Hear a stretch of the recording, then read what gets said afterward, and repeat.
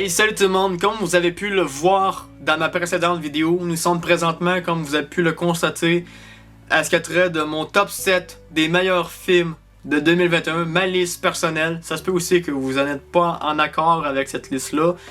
C'est pas trop grave, c'est ma fiche personnelle et nous y avons tous nos opinions divergentes sur tout sujet à travers le monde. Donc, mon top 7, car vous connaissez la formule suite à ma précédente vidéo, mon top 7 se trouve à être House of Gucci avec Lady Gaga et Adam Driver. Ce film-ci est une pépite, mesdames et messieurs. Je vous conseille fortement à voir le film. Le jeu d'acteur de Lady Gaga, malgré même que c'est une chanteuse, permet justement de lever son jeu d'un cran. Elle n'est pas juste résumée à d'être une certaine coqueluche qu'on pourrait dire, entre guillemets, que justement c'est une femme formidable, ayant de très bonnes valeurs, l'ayant suivie sur ses réseaux sociaux. Se portant justement sur des droits et libertés selon son rythme social ou tout autre. Très belle personne et Adam Driver est un acteur né. Je l'ai connu par l'entremise justement de Marriage Story puis de Star Wars. Peut-être plus pour commencer avec Star Wars qui s'ensuit après ça avec Marriage Story. Je vous le conseille fortement si vous connaissez la marque Gucci, ça part un peu de ce film-là et ce qui a trait d'une trame déjà existante d'un fait vécu. Dans le pourquoi qui est à mon top 7. Et passons au point suivant.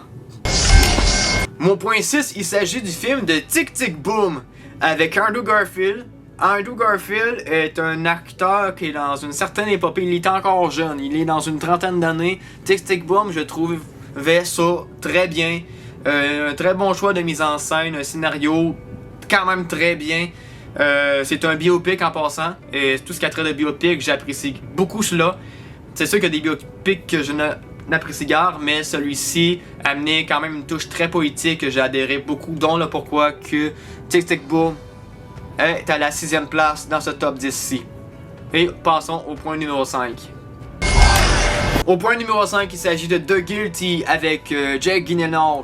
Pour vrai, c'est un film à huis clos, puis je trouvais ça unique parmi tout autre film d'utiliser à écouter ce film-ci, plutôt dit, et de l'insérer dans cette liste-ci. Parce que c'est un film que je trouvais que se démarquait de tout autre film dans cette liste-ci. Et le jeu d'acteur de Jake est vraiment très bien. Il joue toujours ses rôles à la perfection. Puis je pense même, au courant des prochains jours, je vais me retaper le film The Prince of Persia, même si c'est pas nécessairement son meilleur film. Mais je trouvais le personnage cool, le Prince of Persia, canté par Jake Gyllenhaal. Donc passons au point numéro 4. Il s'agit d'une autre que de Sans un bruit. J'avais vu Sans un bruit 1 avec mon ami Sam, que justement je pense que tu vas écouter cette vidéo-là, à cause généralement. C'est une prouesse technique au fait justement du réalisateur qui joue même dans son propre film, John Krasinski plutôt dit, avec sa conjointe Emily Blunt. C'est un film que je vous prie à écouter, c'est vraiment remarquablement bien fait. Un thriller horrifique amené avec une certaine dramaturgie. Au fait de ne pas occasionner à faire de bruit, c'est vraiment très risqué, puis c'est pas toujours de la répétition, il y a toujours de quoi qui amène à une certaine nouveauté qui se fait déclencher avec une certaine alarme. Quand je dis alarme, au détriment justement d'une violence due à une bestiole qui va pour les attaquer. Donc je trouve personnellement qu'il va bien à ce point-ci dans ce top 10. Donc passons au point suivant. Top 3, il s'agit de The Last Duel, le dernier duel en français, avec Matt Damon dans le rôle titre, avec justement Adam Driver puis Ben Affleck, 3 acteurs de renommée. Et je suis quelqu'un qui adore aussi le médiéval jusqu'à trait de l'époque, de l'époque médiévale tout simplement. Et je trouvais ça vraiment très motivant à regarder. Le jeu d'acteur est vraiment très bien, ils jouent très bien leur rôle, la trame narrative est relativement très bien, les jeux de caméra sont super bien exécutés. La mise en scène des combativités est vraiment très remarquable. J'ai pas vraiment de points négatifs à émettre, peut-être aussi au détriment qu'il y a certaines longueurs, mais c'est pas grave, c'est un élément négatif qui est assez de base. Donc le pourquoi qui est à cette 3e place. Pour ce qui est trait du 2e point, il s'agit de Don't Look Up, le déni cosmique. J'en ai fait une critique, donc pour ceux justement qui voudraient savoir ce point-ci que je porte sur ce film-ci, allez voir ma critique de Don't Look Up, le déni cosmique. Pour vrai, c'est un enjeu qui parle justement d'aujourd'hui. Là, pourquoi que je trouvais que c'était très bien exécuté, très bien joué. Leonardo, c'est un maître à la matière de l'acting avec une autre que Jennifer Lawrence qui m'a fait apprécier son œuvre cinématographique pendant l'entremise de Hunger Games.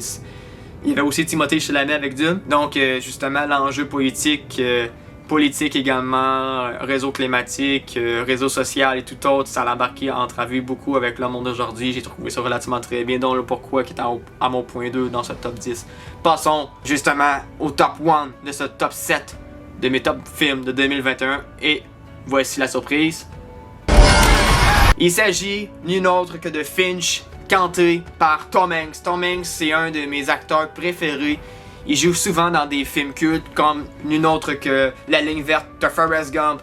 Finch est un film justement post-apocalyptique. Il fallait bien que je mette un film post-apocalyptique parce que c'est une thématique que j'apprécie beaucoup par l'entremise au fait que ça m'avait beaucoup accentué dans une certaine appréciation du genre par l'entremise justement de Samuel et de Mathieu, qui sont mes compères justement qui m'ont fait aimer cette thématique-ci. Donc c'est pourquoi que je trouvais qu'il était très bien placé.